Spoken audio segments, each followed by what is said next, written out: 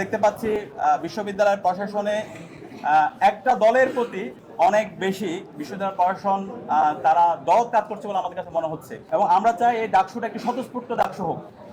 আজকে যে একদিন বৃদ্ধি করা হয়েছে, এখানে আমরা যারা স্টেক হোল্ডার আছে আমাদের সাথে আলাপ করা হয়নি এবং এই ডাকসুর মাধ্যমে যারাই বিজয় হয়ে আসবে আমরা সবাইকে সাধুবাদ জানাতে প্রস্তুত আছি। আপনারা জানেন, ঐক্যবদ্ধ শিক্ষার্থী জোট এর পক্ষ থেকে গতকাল আমরা মনোনয়নপত্র সংগ্রহ করেছিলাম এবং আজকে আমাদের জোটের সকল সদস্যরা আমাদের মনোনয়নপত্র জমা দিয়েছি।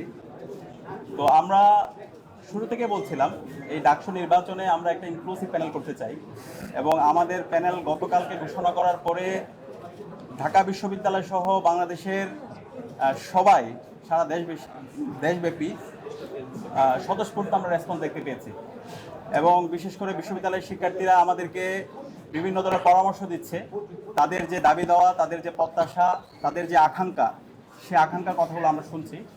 তো আমরা জুলাইয়ের যে আকাঙ্ক্ষা, বিশ্ববিদ্যালয়ের শিক্ষার্থীদের যে আকাঙ্ক্ষা, তাদের যে প্রত্যাশা, সে আলোকে খুব দ্রুত সময়ের মধ্যে আমাদের ঐক্যবদ্ধ শিক্ষার্থী জোটের যে ইশতেহার সেটা ঘোষণা করব।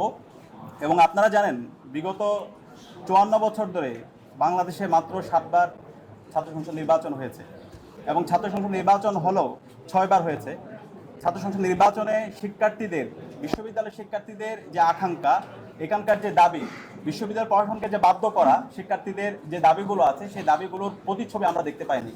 বিগত সময়ে অনেকেই বড় বড় নেতা হয়েছেন ডাকসুকে ব্যবহার করে, কিন্তু শিক্ষার্থীদের যে প্রত্যাশা, সে প্রত্যাশাটা পূরণ হয় নাই। তো আমরা ঐক্যবদ্ধ শিক্ষার্থী যে জোট করেছি, সেই জোটের মাধ্যমে আমরা শিক্ষার্থীদের কথা দিতে চাই। শিক্ষার্থীদের যে কথাগুলো আছে সেগুলো এই জোটের পক্ষ থেকে আমরা বলবো এবং আমাদের ইশতেহারে তাদের কথার প্রতিচ্ছবিগুলো থাকবে। তো আমরা খুব দ্রুত সময়ের মধ্যে আমাদের ইশতেহার ঘোষণা করব এবং আমরা চাই এই ডাকসুটা একটি স্বতঃস্ফূর্ত ডাকসু হোক এবং এই ডাকসুর মাধ্যমে যারাই বিজয় হয়ে আসবে আমরা সবাইকে সাধুবাদ জানাতে প্রস্তুত আছি। কিন্তু আমরা খুবই উদ্বিগ্ন। আমরা দেখতে পাচ্ছি বিশ্ববিদ্যালয়ের প্রশাসনে একটা দলের প্রতি অনেক বেশি বিশ্ববিদ্যালয় প্রশাসন তারা দল কাজ করছে বলে আমাদের কাছে মনে হচ্ছে। আজকে যে একদিন বৃদ্ধি করা হয়েছে, এখানে আমরা যারা স্টেক হোল্ডার আছে আমাদের সাথে আলাপ করা হয়নি এবং এর বাইরেও আমরা অনেকগুলো বিষয় আমাদের কাছে আসছে। বিশ্ববিদ্যালয় প্রশাসন, বিভিন্ন হলের যারা প্রভোস্টরা আছেন এবং বিশ্ববিদ্যালয়ের মূল প্রশাসনে যে যারা দায়িত্বশীল পর্যায়ে আছেন, তারা একটা দলকে রিপ্রেজেন্ট করে। তো আমরা সেই দলের নাম বলতে চাই না। আমরা আশা করব আমাদের শিক্ষকরা আমরা শিক্ষক হিসাবে দেখতে চাই, কিন্তু শিক্ষক যদি তার দলীয় আদর্শকে এখানে প্যাট্রোনাইজ করতে চান তাহলে তারা ছাত্রদের বিপক্ষে অবস্থান নেবে।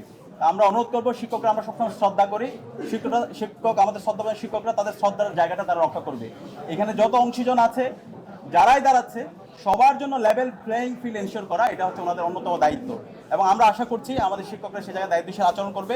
একটা লেভেল প্লেয়িং ফিল্ড এনশিওর করার মাধ্যমে একটা স্বতঃস্ফূর্ত ডাকসু হবে এবং এর মাধ্যমে শিক্ষার্থীদের যে ন্যায্য দাবিগুলো আছে, তাদের যে কথাগুলো আছে, তারাই যারা আমরা ক্যান্ডিডেট হব আমরাই বলবো এবং শিক্ষার্থীরা যাদেরকে ভালো লাগবে তাদেরকেই তারা গ্রহণ করবে এবং যারাই বিজয়ী হবে আমরা তাদেরকে সাধুবাদ জানানোর জন্য প্রস্তুত আছি। তো আমরা আশা করছি একটা স্বতঃস্ফূর্ত একটা আয়োজনের দিকে আমরা যাচ্ছি এবং সেই আয়োজনে আমরা সবাইকে, সকল অ্যাক্টিভিস্ট এবং সকল ছাত্র সংগঠন, আমরা সবাইকে দায়িত্ব